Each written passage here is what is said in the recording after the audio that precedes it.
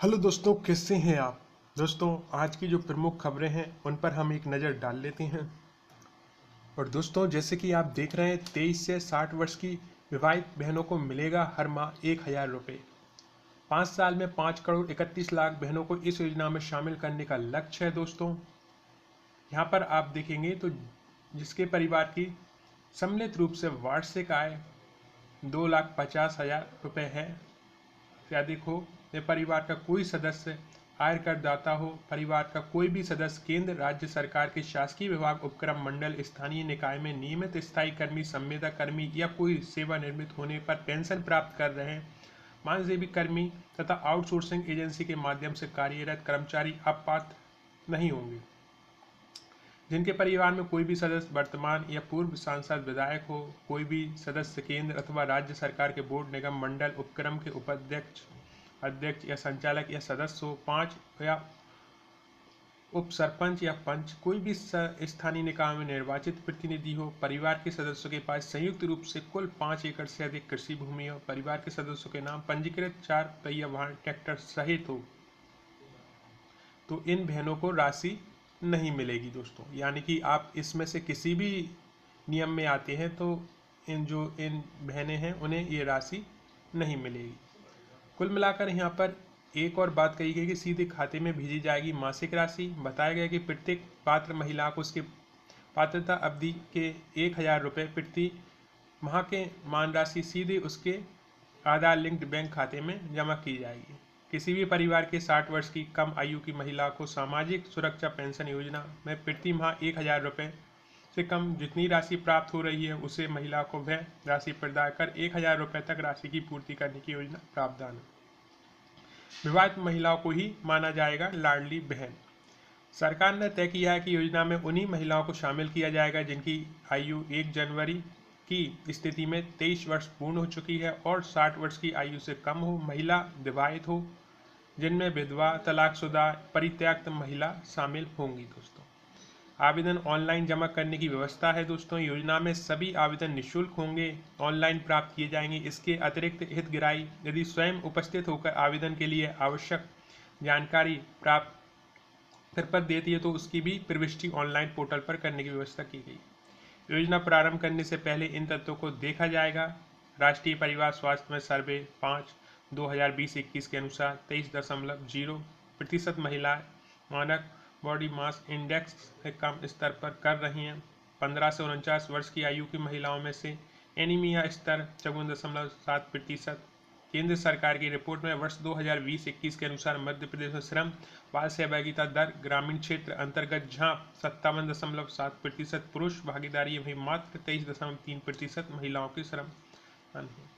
तो दोस्तों, कुल मिलाकर मुख्यमंत्री जी लाडली बहन योजना 2023 में कैबिनेट ने शनिवार को मुहर लगा दी है। इसके अंतर्गत 23 से 60 वर्ष की आयु की बहनों को हर माह सरकार 1,000 रुपये मासिक देगी। फिलहाल दोस्तों, ये 5 साल के लिए प्लान है, आगे भी ये बढ़ सकता है। तो मुख्यमंत्री जी लाडली बहन योजना 2023 पर कैबिनेट की मुहर लग चुकी है। तो इसमें आप यदि आते हैं तो डेफिनेटली आपको आवेदन करने चाहिए।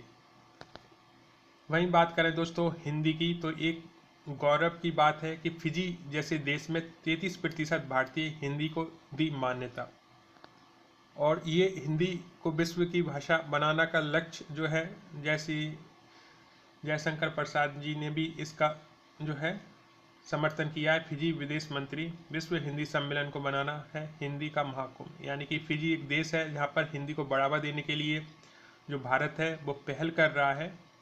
और फिजी के राष्ट्रपति बोले मुझे पसंद है हिंदी फिल्में जो भी है, क्योंकि वहाँ पर हिंदी को सम्मान दिलाया जा रहा है। 3 दिवसीय सम्मेलन का समापन अगले सम्मेलन की घोषणा के बाद। तो दोस्तों, कुल मिलाकर जो भारत है आज विश्व का नेतृत्व कर रहा है, खासतौर पर विकासशील देशों में भारत सबसे बड़ा नेता है। उसने इतना कहते ही पूरा हॉल भारत माता की जय के नारों से गूंज उठा। और ये जो वक्तव्य है वो फिजी देश में हिंदी सम्मेलन के दौरान दिया गया था। विश्व हिंदी सम्मेलन जो हुआ था उस दिन ये बात रखी गई थी।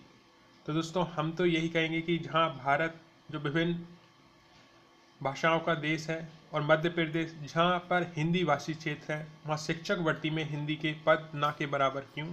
क्योंकि यदि हिंदी को सम्मान दिलाना है तो शुरुआत शिक्षा विभाग से ही होनी चाहिए।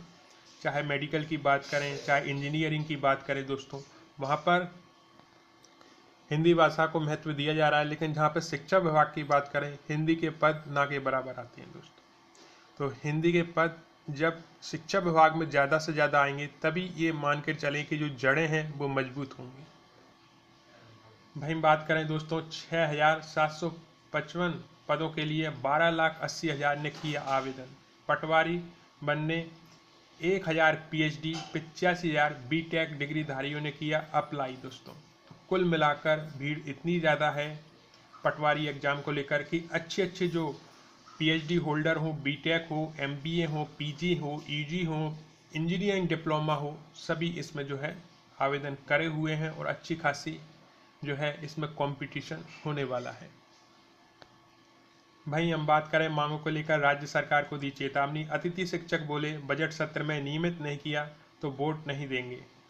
हाथों में मांगों की तख्तियां लेकर नीलम पार्क में दिया था धरना। तो दोस्तों नीलम पार्क में धरना दिया गया था और यही बात जो अतिथि शिक्षक लगातार कह रहे हैं कि करीबन 10 साल या 12 साल से वो अपनी सेवाएं दे रहे हैं और आज तक उनकी जो मांगें हैं वो पूरी नहीं की गई हैं। एक सबसे बड़ी मांग नियमितीकरण की मांग अतिथि शिक्षक लगातार कर रहे हैं दोस्तों, और उन्होंने अब ये आखिरी बार चेतावनी दे दी है कि यदि हमें नियमित नहीं किया गया, यानी कि जो बजट आने वाला है उसमें नियमित नहीं किया गया, बजट स्वीकार नहीं किया गया, तो हम जो है वोट नहीं देंगे।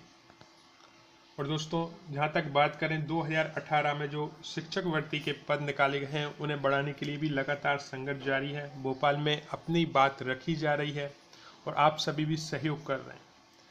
पद वृद्धि होती है तो सभी को लाभ मिलेगा दोस्तों, क्योंकि हिंदी हो, आपका विज्ञान हो, सामाजिक विज्ञान हो, उर्दू हो, संस्कृत हो, मैथ हो या फिर इंग्लिश के भी काफ़ी पद हैं खाली हैं।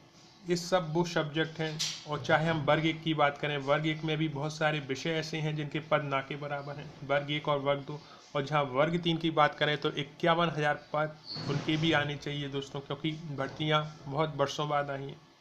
कुल मिलाकर जो 2018 और वर्ग 3 2020 जो भी एग्ज़ाम क्वालिफाइड हैं उन सबको ज्वाइनिंग मिले कई एक है। क्योंकि दोस्तों किसी सब्जेक्ट में यदि कट ऑफ 75 जाती है और सब्जेक्ट में कट ऑफ जो है 110 तक भी नहीं जाती, यानी कि 110 वाला भी जो है वेटिंग में नहीं है, बाहर बैठा हुआ है, तो ये एक बहुत बड़ी विसंगति है। क्योंकि वर्ग 2 की बात करें तो 10th क्लास तक 6 सब्जेक्ट चलते हैं। यदि एक सब्जेक्ट में आप 90 नंबर वालों को भी जॉब दे रहे हैं तो फिर दूसरे सब्जेक्ट में 90 नंबर वालों को जॉब क्यों नहीं। मैं तो ये कहूँगा कि 110 लाकर भी वो बाहर बैठा हुआ है, क्योंकि उसके सब्जेक्ट से पोस्टें नहीं।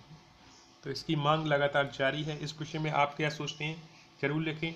और साथ में जो वर्ग 1 के एग्ज़ाम हो रहे हैं उसकी मैं ऑनलाइन क्लासेस ला रहा हूँ। अभी हिंदी पेपर पहले होने वाला है तो उसकी क्लासेस ला रहा हूँ, और भी मैं क्लासेस लाने वाला हूँ, तो उसे भी ज़रूर दोस्तों देखें। और मुझे यकीन है कि आपका एग्ज़ाम बहुत अच्छा जाएगा। आपने इस वीडियो को देखने के लिए इतना समय निकाला, उसके लिए दिल से धन्यवाद।